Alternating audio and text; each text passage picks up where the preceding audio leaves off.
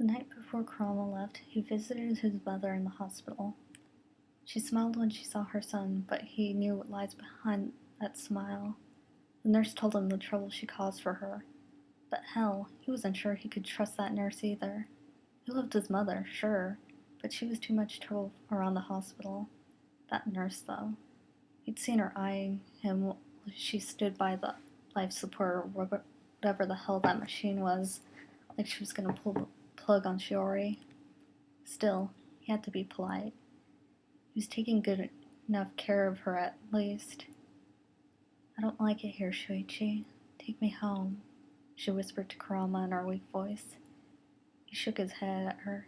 She cringed at the sight as if in more pain. Please, Shuichi. I have to go home. I need to stay here, Mother. I don't know how to take care of you any better than the next guy, I'm afraid.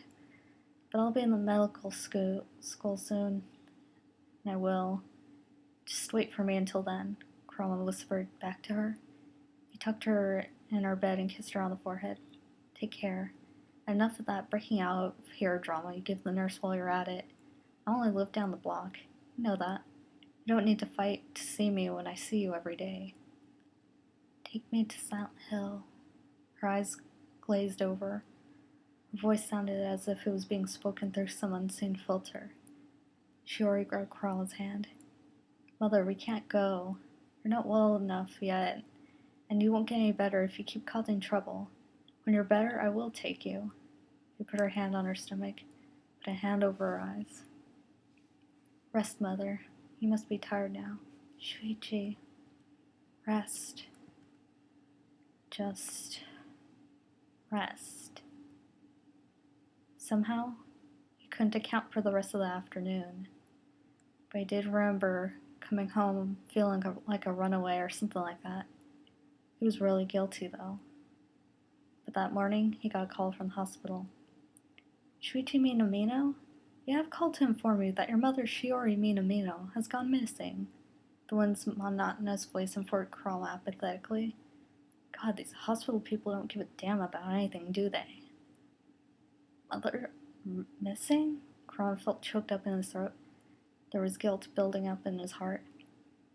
Your mother's nurse came into the room and found the door was left open, and so was the window. The writing on the wall, it looked like it was written in blood. It said, I'm going to Silent Hill. Do you happen to know anything about this, Shuichi? God, no. We send our sick concerns again. Goodbye. Kurama stared at the phone, a message written in blood. I'm going to Silent Hill. God, this was too much, but still. It was decided he was going to Silent Hill. He'd finally reached the outskirts of the town by car. He got to finish the way in town by foot since there was no road for a car where he was at.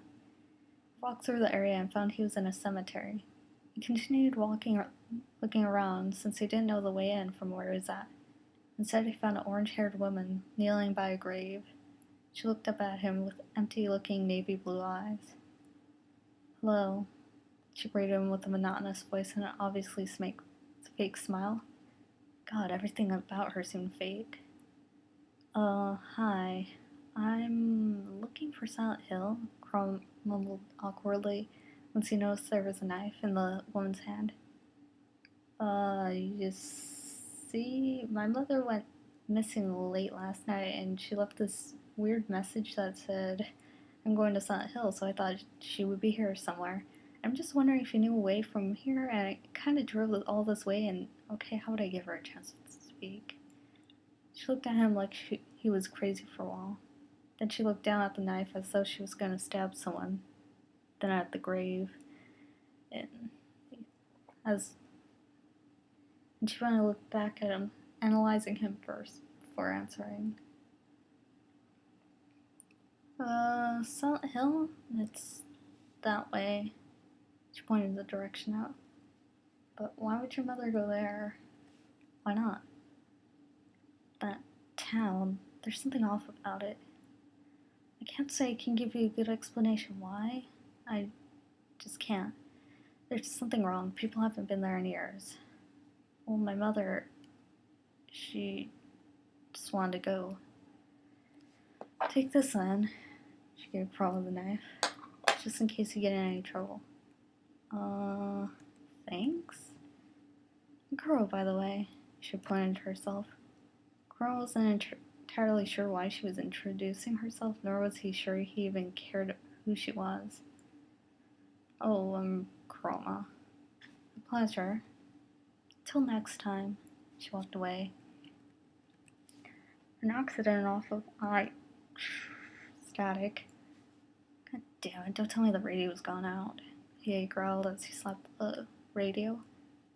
Brother, I think we're lost, Yukino whispered, half asleep in the backseat. Lost nothing. I know damn well where we're going. Where are we? Don't be smart. I wasn't trying to. Trying is the key word.